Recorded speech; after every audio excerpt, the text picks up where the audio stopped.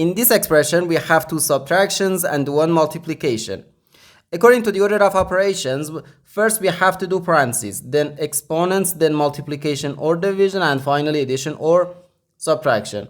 Remember that multiplication and division have equal priority and we have to work from left to right. And the same applies to addition and subtraction.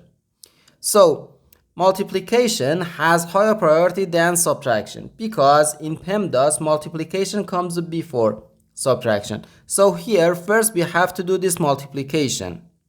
5 times 5 gives us 25. So 5 minus 25, then minus 5. Okay, now we have two subtractions, and when we have more than one subtraction in an expression, we have to work from left to right.